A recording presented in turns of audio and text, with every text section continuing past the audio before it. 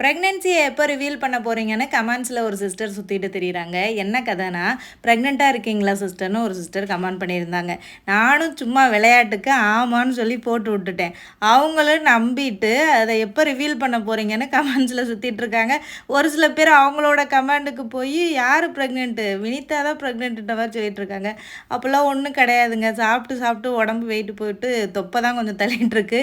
அதை பார்த்துட்டு ப்ரெக்னெண்ட்டாக இருக்கீங்களா கேட்காதீங்க. எந்த லேடிஸையுமே கேட்காதீங்க. ஏன்னா சாப்பிட்றது சாப்பிடாதது உடம்பு அதெல்லாம் அவங்கவுங்க பிரச்சனை.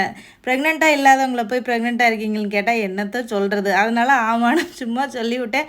அது பார்த்தா அவங்க நம்பிட்டு சொல்லிட்டு திரியிறாங்க. ஸோ இன்றைக்கி ஈவினிங் போல் ஷாப்பிங் தான் போயிருந்தோம். அரிசி வாங்குறதுக்கு தான் போயிருந்தோம். ஒரு வாரமாக அரிசியே இல்லாமல் வீட்டில் இருக்கிறத வச்சு ஒப்பேத்திட்டு இருந்தேன். ஹஸ்பண்டுக்கு வேலை இருக்குது, இன்னொரு நாள் போகலாம் இன்னொரு நாள் போகலான்னு அப்படியே இது பண்ணிகிட்டு இருந்தாரா. சரி இன்றைக்கி போய் வாங்கிட்டு வந்துடலான்னு சொல்லிட்டு அரிசி, பிள்ளைங்களுக்கு விளையாட்டு ஜாமான் அதெல்லாமே வாங்கிட்டு வீட்டுக்கு வந்தாச்சு.